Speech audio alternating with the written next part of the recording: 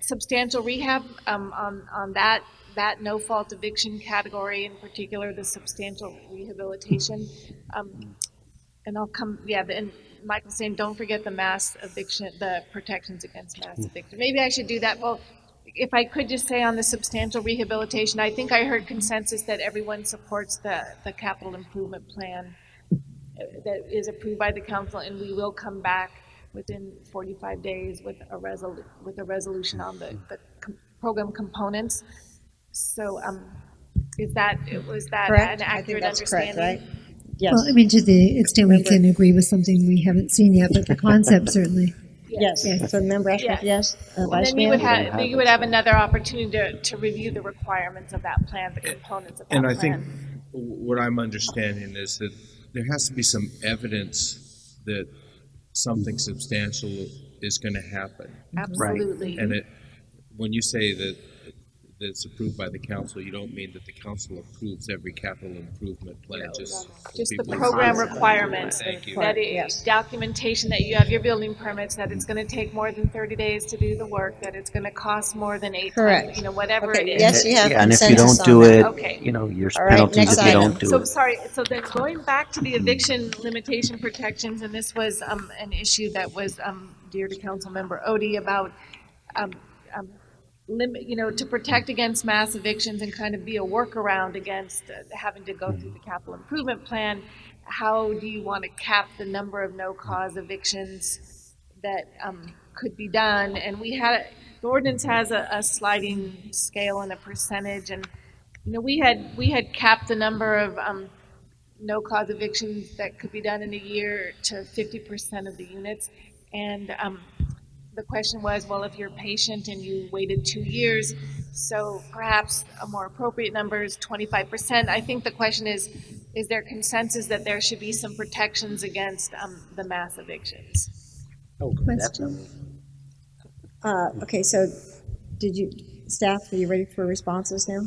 Yes. Yes? All right, Member Ashcraft? And my question is, just remind me, Ms. Potter, in the case of the graduated mass evictions, if you will, is that landlord still prevented from charging more for the vacated unit than what the previous tenant was paying plus an allowable cap? Yes.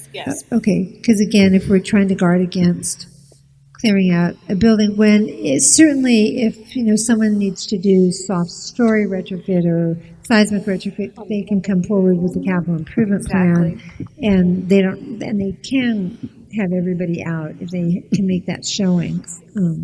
Okay. Right. Or they could show that they could temporarily relocate their tenants. Yes. Right. Okay. Thank you. So I'm proposing Does at that cover- 25. I'm sorry, does that 25% cover per year? fair return on investment if you're not allowing them to have any increase in the rent after they've made major capital improvements? No. The way that it is set up is that the capital improvement plan program would also provide for the housing provider to recover those costs over some period of time. So there could be an increase in the rent. Well, in a CIP, yeah. Yes. But CIP is going to be an exception. But I thought that's what you were talking about. We're talking about the no-cause evictions. No-cause evictions, not a no-fault where you would evict potentially for substantial rehabilitation. I misunderstood. And the protection against mass evictions is to keep people from doing a workaround, thinking that the mass eviction for no cause could be more streamlined or cheaper than going through the capital improvement plan process. Well, and I think it also goes to, we only have, especially when we have very, very low vacancy, it would be very, very hard for these tenants to find alternative housing. Right, if you're kind of to do it flooding all the at market once. with a mass Right. eviction. So the proposal from Member Odie was 25% per year.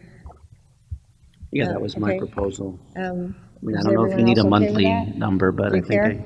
an annual one. I don't care. Okay, so that's fine. We're good on Well, that? I'm fine with 25%, but I just want to make sure staff and whomever really scrubs that number, that it's the right number. So, We'll come back. Very good. That's Well, unless it's 1 to 4, then, it should be 2. 4 to 1. And I mean, then- all of us, Yeah, I mean, a 1 to 4, I'm sorry, 1 to 4 units. I mean, You could do one eviction a year for no cost. or if you have 4 units, 2. I'm sorry, 1, you're right, yeah. Yeah, I mean, it one. has to be 1 for 4 or less, Yeah. I'm sorry. It's late. okay, It's either late or early. let's keep depending going, on let's how- keep going, staff, thanks.